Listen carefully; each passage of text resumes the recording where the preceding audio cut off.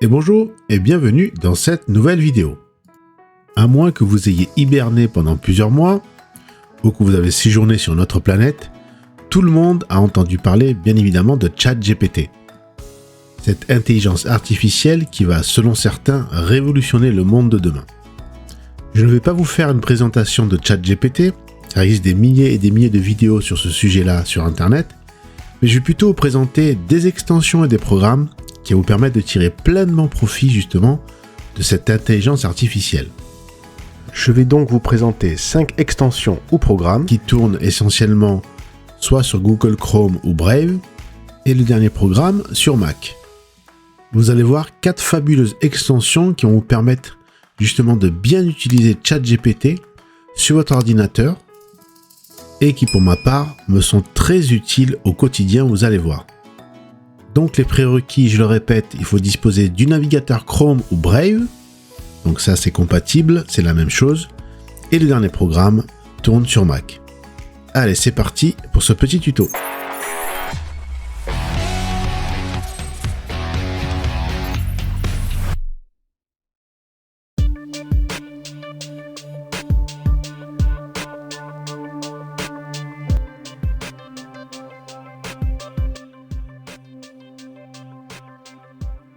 La première extension se nomme ChatGPT for Google et cette extension va améliorer vos recherches dans Google en s'intégrant directement dans les résultats d'une réponse générée par ChatGPT. Donc je vais sur le site, je clique sur le bouton ajouter à Brave ou à Chrome et je clique sur ajouter l'extension. Et évidemment vous trouvez bien sûr tous les liens comme d'habitude en description de la vidéo. Une fois que l'extension est ajoutée, ça je peux fermer. C'est un petit message de bienvenue. Je vais faire une première requête sur Google. Par exemple, comment créer un site internet. Donc, à gauche, j'ai toujours mes résultats de recherche classiques. Et à droite, maintenant, j'ai un petit widget qui s'est intégré ChatGPT for Google. Pour la première utilisation, vous vous loguez bien sûr à votre compte OpenAI ChatGPT. Et dorénavant, pour chaque requête que vous avez tapée sur Google, vous aurez une réponse approfondie avec ChatGPT. Bien sûr, pendant ce temps, vous pouvez regarder les résultats classiques de recherche. Et après, si vous ne trouvez pas le résultat escompté, vous pouvez jeter un coup d'œil à droite sur la réponse qui a été générée par ChatGPT. Deuxième exemple, recette du gratin dauphinois. J'ai mes résultats de recherche classiques à gauche. Et à droite, j'ai ChatGPT qui me propose la recette complète, ingrédients. Et là, les instructions également. Et vous voyez que c'est vraiment conforme, avec un petit bon appétit à la fin. Donc je trouve ça assez bluffant. On peut liker, dislike, copier le texte ou le partager, si on veut le partager ailleurs, ou fermer le petit widget. Donc je trouve ça assez sympa d'intégrer directement ChatGPT à tous vos recherches sur Google. Une requête un peu plus informatique, comment installer Raspberry Pi OS par exemple. Donc j'ai mes résultats classiques sur la gauche et ChatGPT me donne la procédure pour installer Raspberry Pi OS sur mon Raspberry Pi. Toute la procédure est décrite donc dans la colonne de droite. Je trouve ça assez sympa et toujours bluffant. Vous n'êtes pas obligé tout le temps de regarder bien sûr la réponse que vous donne ChatGPT, mais ça vous donne un bon complément à vos recherches sur Google. Un dernier petit test, améliorer référencement site internet. Et là, évidemment, ChatGPT me donne une réponse qui reste sensée et convenable. J'ai donc le choix avec mes résultats à gauche de Google ou à droite avec ChatGPT, à vous de voir, mais c'est comme une extension primordiale, je trouve, à installer, car très pratique.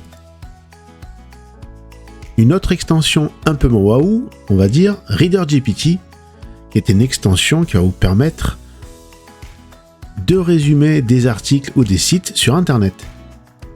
Idem, on ajoute l'extension ici à Google Chrome ou à Brave. Et ça aussi, on peut fermer, c'est une petite page de présentation. Et pour la première utilisation, je vais prendre ça, un site par exemple, qui parle de référencement sur Internet. Et je vois qu'il est très long. Et si j'ai envie de savoir le contenu de ce site en quelques phrases, je vais d'abord cliquer sur le petit puzzle pour les extensions et la petite punaise pour l'épingler. Dorénavant, je l'aurai toujours sous le coude et je clique dessus et là, instantanément, il va me faire un petit résumé de la page internet que je visite actuellement. Je trouve que c'est plutôt adapté pour les sites ou les articles scientifiques par exemple, ou des sites un peu plus complexes à comprendre. Je trouve qu'avoir cette extension nous permet de résumer avec des mots très simples le contenu d'un article. Moi je vois plutôt ça plutôt pour des articles scientifiques par exemple. Un autre exemple, voilà, je prends la poussée d'Archimède sur le site betquetcara.fr par exemple, et je vais demander la même chose, de me résumer l'idée principale de cette page. Et idem, il me propose donc un résumé qui est tout à fait conforme au contenu de la page. Vous voyez qu'il est en anglais, mais c'est pas grave, on peut faire un copier, car tout en haut à droite, on a la petite icône qui permet de copier tout le texte. Et après, je peux me le coller par exemple dans Google Translate, et voilà, j'ai le résumé de la page. Donc je le répète, voilà, c'est une extension qui est pas trop waouh, mais qui peut servir surtout pour des articles complexes ou scientifiques par exemple, pour des étudiants, ou pour assouvir notre curiosité. La prochaine extension AIPRM pour ChatGPT est très intéressante. Comme vous le savez, pour converser avec ChatGPT, il faut utiliser des prompts. Le prompt est le terme anglophone qui désigne l'ordre à exécuter, et dans le cas de ChatGPT, il s'agit donc de la demande que vous lui faites, donc c'est très important. Et savoir discuter avec ChatGPT devient un art car il faut maîtriser les demandes que vous faites à ChatGPT. Il faut fournir par exemple un maximum de contexte à ChatGPT, lui donner un rôle, une identité, une profession, etc. Donc c'est assez complexe. Mais heureusement, AIPRM for ChatGPT va nous faciliter la tâche, car il va être là pour nous donner des templates de prompts, c'est-à-dire des prompts déjà faits. Ils vont bien sûr être classés par rubrique, filtrables et donc classables, et surtout ce sont des prompts communautaires car les gens vont voter pour les meilleurs prompts et il y aura donc un classement. Je trouve ça assez intéressant ce côté communautaire, car les gens qui vont utiliser ces prompts vont les noter et pour nous ce sera un plus pour trouver les meilleurs prompts. Ce plugin va se greffer à la première page de ChatGPT et ainsi vous fournir le moteur de recherche de prompts et tous les templates. Pour l'installer, même principe, on clique sur ajouter à Chrome ou à Brave, on ajoute l'extension et après il faut se loguer sur votre compte OpenAI et confirmer. Et après, vous allez voir, votre première page de ChatGPT va se transformer avec AIPRM en première page, avec le petit moteur de recherche de prompts que l'on peut filtrer et classer par catégorie. On peut classer par activité, bien sûr. Ne vous inquiétez pas pour la langue anglaise, car bien sûr, ChatGPT pourra nous répondre en français, et classer par note ou par les prompts les plus vus, c'est à vous de voir.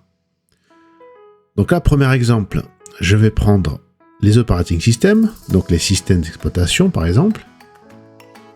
Je vais prendre ici activité tous. Et je vais demander tout simplement un master, un maître en macOS. Donc là, il sera dans la peau d'un maître en macOS et je vais lui poser une question concernant le Mac. Par exemple, mon ordinateur ne démarre plus. Et là, il me répond donc de manière très contextualisée, en étant un expert en macOS. Là maintenant, je le mets en français et il me répond bien en français. C'est pour cela que par défaut, il vous répond en anglais, mais mettez bien en français si vous voulez. Deuxième exemple, je vais prendre Linux Legend, donc un expert en Linux, et là je lui pose la question. Mon Raspberry Pi ne démarre plus. Il va me répondre et me donner des solutions. Là, dans cet exemple, vous avez votre propre réparateur informatique à portée de main. Donc votre propre expert informatique au bout du clavier. Autre question, je lui demande comment ouvrir les ports sur un firewall pour accepter les connexions sur le port 21. Donc c'est quand même une question assez large. Et là, il me répond de manière exacte sur la procédure, comment y arriver. Là aussi, c'est très juste, mais là, je vais être un peu plus précis. Je vais lui dire en utilisant UFW sur Debian 11. Et là, directement, il va me donner la procédure pas à pas, avec même les commandes à taper dans la console et en m'expliquant tout le process. Vous voyez donc l'importance de ce plugin, car vous allez gagner un temps fou et vous aurez donc les bons templates, les bons prompts, afin justement de mieux converser avec ChatGPT. Donc je trouve que c'est un plugin quand même primordial si vous utilisez ChatGPT quand même assez régulièrement.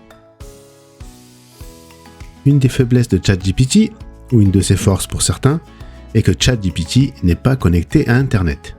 Si je lui demande quel était le score du dernier match de Rafael Nadal, il va me dire qu'il ne peut pas y répondre car ses résultats s'arrêtent à l'année 2021. Et donc c'est un handicap si on lui pose des questions très factuelles. Le plugin Web Chat GPT vient réparer cela car il va connecter ChatGPT à Internet. Donc c'est assez fabuleux car il va permettre d'enrichir les réponses de ChatGPT grâce bien sûr à Internet. Donc là on fait ajouter à Chrome ou à Brave, on fait installer l'extension et tout en bas maintenant de la page de ChatGPT, vous avez une petite barre avec Web Access de cocher. C'est-à-dire que pour chaque prompt, il va se baser également sur les résultats sur Internet, donc sur le résultat de ChatGPT lui-même et sur Internet, et on peut aussi affiner quelques paramètres. Donc si je repose la même question, quel était le score du dernier match de Rafael Nadal, en cochant Web Access, là il va pouvoir me répondre. Tout en haut il me met les sources sur Internet, et juste après il me met sa réponse. Et là la réponse est juste, car il me cite des sources, et se repose dessus s'il n'arrive pas à répondre à une question factuelle. Donc en haut, il nous met les sources avec les sites internet cités, et juste après, il nous met sa réponse à lui, sa réponse de ChatGPT. Et on voit bien que la réponse est juste. Il a bien perdu son dernier match de tennis. On va lui poser une autre question factuelle. On va lui demander quels sont les derniers résultats financiers de la société Alphabet, en fait de Google, en se basant également sur Internet. Et là, il va pouvoir me répondre, car il va faire ses recherches donc avant sur Internet, et ainsi compléter sa réponse en se basant sur les sources qu'il aura trouvées. Et toujours en me citant les sources et les sites Internet sur lesquels il s'appuie. Comme ça, on pourra aller vérifier directement. Une dernière question très factuelle, quel est le cours du Bitcoin? Donc ça, il ne peut pas l'inventer, il est obligé d'aller sur Internet. Et là, pareil, en allant se renseigner sur certains sites spécialisés, il nous sort le cours du Bitcoin.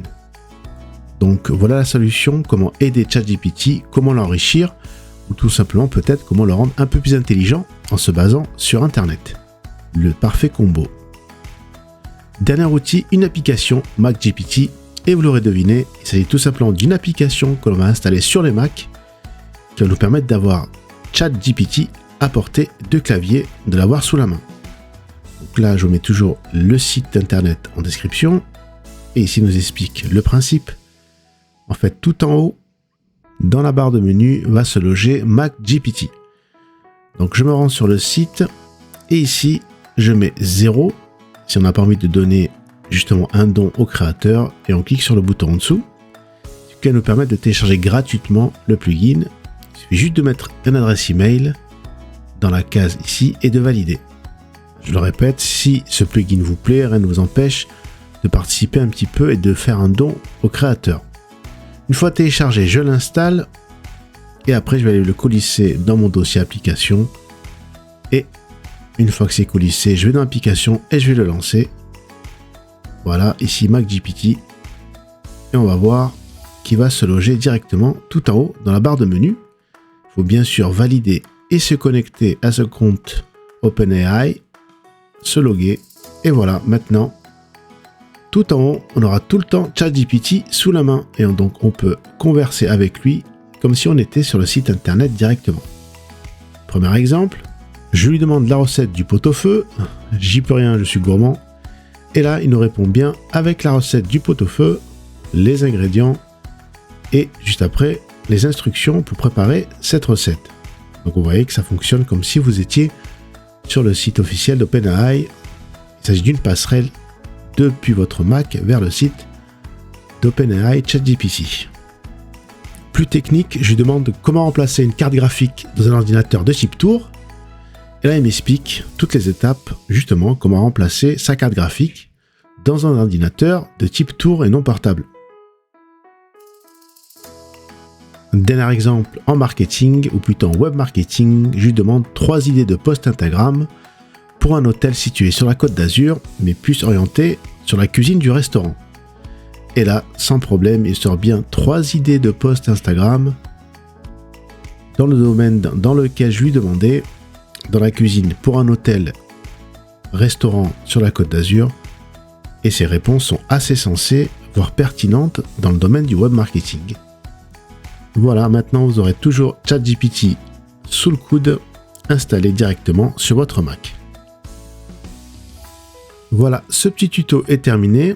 Je vous ai donc présenté 5 solutions pour tirer pleinement profit de ChatGPT.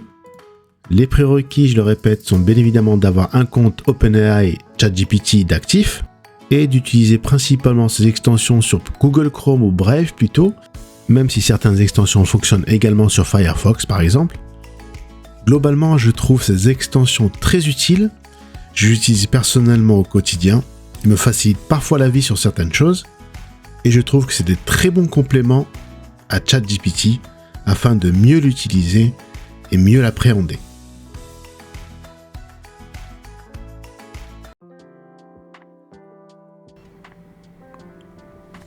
N'oubliez pas de laisser un pouce bleu si la vidéo vous a plu, de vous abonner si ce n'est pas encore fait, et d'activer la cloche de notification pour ne rater aucune de mes vidéos.